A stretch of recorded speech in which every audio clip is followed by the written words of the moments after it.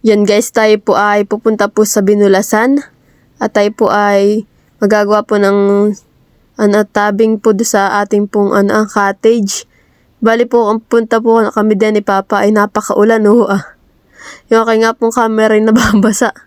Aking cellphone ay Yan. Bali po diyan po sa may papasok po diyan sa may malaking simbahan po yata iyan. Ewan ko po kung anong simbahan iyan. Yan, papasok po tayo diyan. Papasok po yung pagpunta po din sa sa may cottage. Dire-diretso lang po. Napakaulan po talaga din. Malabo-labo na tuloy yung aking camera. Yan. Lorok po talaga ng ulan. Ulan init po. Awan baga kung kailan na po talaga din iinit ng tuluyan. Yan guys, medyo malapit-lapit na po tayo sa ating cottage. Kaso po dito ang daan po yung lubak-lubak. Para pong may para pong may zigzag-zigzag. Zigzag talaga, Melissa. Yan, bean na po. Bali po diyan tayo papasok. May usok-usok pa Yan. Bali po malapit lang din po sa kalsada yung ating pong cottage. Bean na po Yan. At si Papa po diyan ay nagsimula na po palang magtabing ng pinakasandalan. Napasok po tayo uli sa cottage. Yan. Talagang lagi po ninyo makikita din yung mga kamuting kahoy na puno. Yan. Guys. Ang kamuting kahoy. Yan. Ayan po. Sinimula na po pala kanina nila Papa. Ayan. Bali po meron na rin pong nakatabing na. Yan po. Mga nakabara pong yung kawayan. Ayan na po yung ibang lalagay sa sandalan. Ayan po yung nagawa po nila Papa. Na sandalan. Bali po itutuloy na lang po. At ako lang po ay sinundo ni Papa sa bahay. At kala po namin na hindi po siya makapaggawa po ng cottage at mag-aano po siya sa glass aluminum. Ayun pala hindi daw po dumating si Tito. Kaya daw po kami magagawa po ng cottage. Iya. Magkakape. Tamang-tama po at maulan. Kaya daw po magkakape. Pabago-bago po dito ang panahon. Walang init. Nasaan si Lolo Pio? Masama pa rin paramdam. Umiinit naman. Pagpunta namin dito, napakaulan. Tapos nung nandito na umiinit. Yan guys, bali po binabawasan po ni Papa yung kawayan at medyo po mahaba. Kaya po binabawasan po ni Papa. Buti po ito yan pong bubong bali po kalahati pa lang po nabububungan ni Papa. Kanina po yung ganyan na bubungan. Kalahati lang pong meron. At wala na pong pawid. At yung pinapagawan pa po ay hindi pa po yata ginagawa. Yan at si Papa po ay nagpapako na ng mga kawayan Bali po yung bubong po na ayan yung pawid. Ayan po yung gawa ni Lolo Pio. Tapos po kami po ay nagpapagawa pa rin po sa pagawaan po ng pawid. At para po madami. Ay kaso, yung amin pong nagpapawid na si Lolo ay nagkasakit po siya. Dahil nga po na sa ulan init sa pagpapawid po niya. Ganda na pagpupo may sandalan Pwede na pati dito tulugan. Banayat coffee. Banayat coffee. Gulayin na ito ang ukon Masarap pa yung minano. Masala. Tapos na ng tita iti yan. Si Tita iti ang naggawa niyan. Kung mo magsala, kumuha ka dito.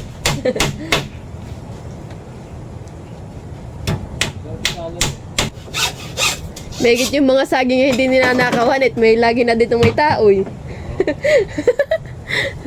Tao rito Kung walang tao, idali na yung mga ino, na mataba na po yung iba. Saan ka pa magtukan ng CR? Sa likod. Sa likod.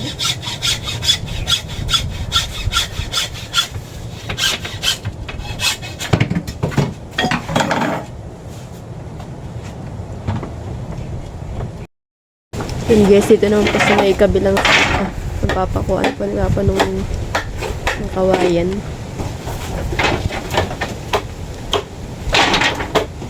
Hali po dito ay meron pa pong kulang.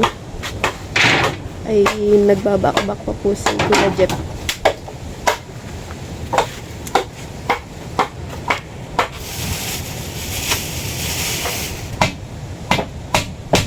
Yan guys, dito naman po sa kabila, papakuan po ni Papa ng ng kawayan. Kasi po diyan po sa hati pong iyan, ayan po sa lisihan. Ang gagawin po ni Papa para po matibay po siya. Yan, at si Papa po ay magpapako na po diyan. Kasi po sabi ni Papa ay parang baligtad yung kanyang pagkapako. Kaya po inulit po niya iyan. Oh, pako po ulit niya ng bago. Iya.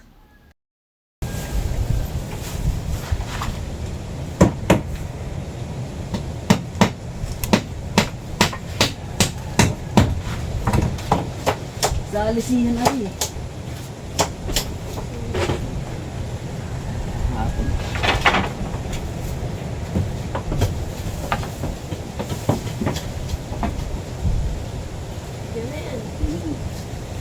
Parang may design. Salisihan nga. Salisihan.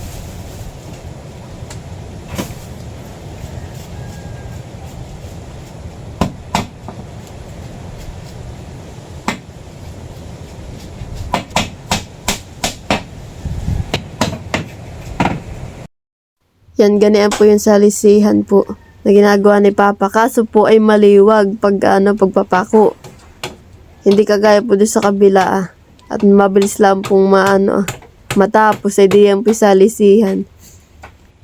Yan guys, at matatapos na po ni Papang pakuan po yun yung ating pong kawayan na salisihan.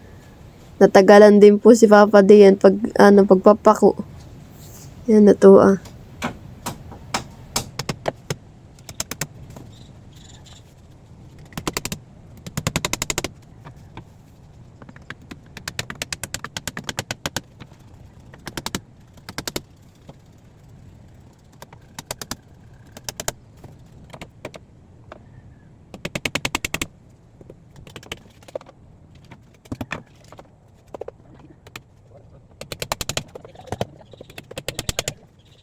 Yan guys, habang nagpapako po dito si Papa sa kabila, ay bigla pong nahulog yung kawayan. Galing po yata yun doon sa may bubong Yan. Papako po siya naman dito sa kabilang cottage. Tara po matapos na Yan guys, ito natapos na po ni Papa dito sa kabilang side na naman. Okay. Tapos in na lang po Ay Papa, doon sa kabila, lalagyan na rin ng ganyan? Wow.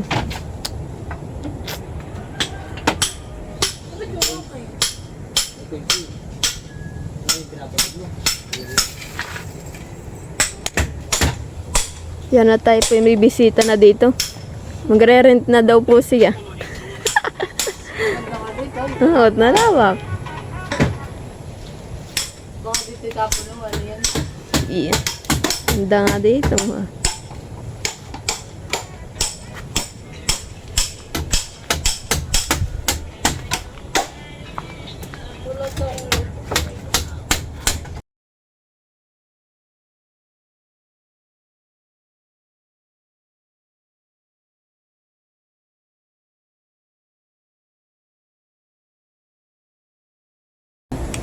Yan, merienda na po guys. Oy, merienda daw. Meron ka? Merinda na pagod. Git, baba. Hindi ka nga muna bulo. Pot muna.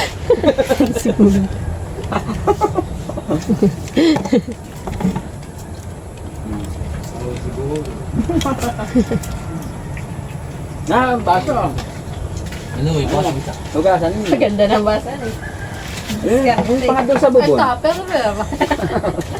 Magbabaw ng ulam.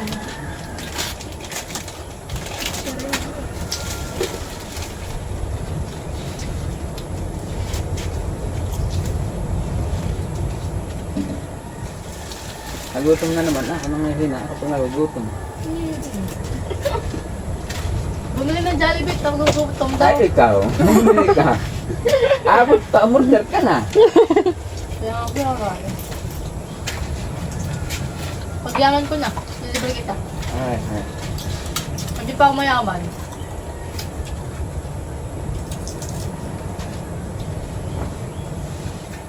Saan, kailan kaya yun man?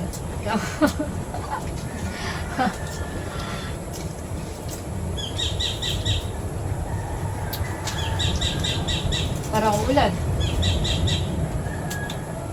Oo, parang tinapay. Kaya kayo man yung ako. Oh.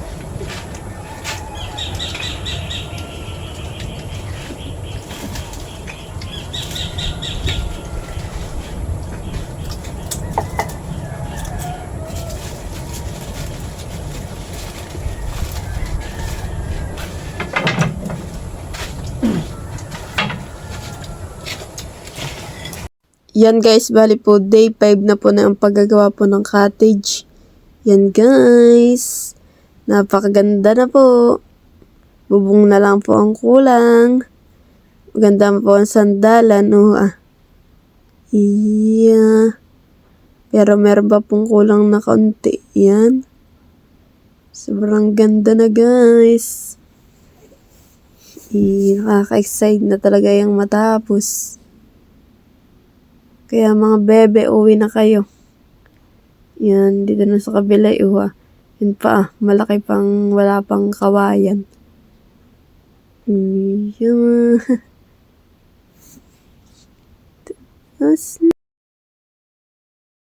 And guys, kami pauwi na. Tapos na daw po kami merienda ay.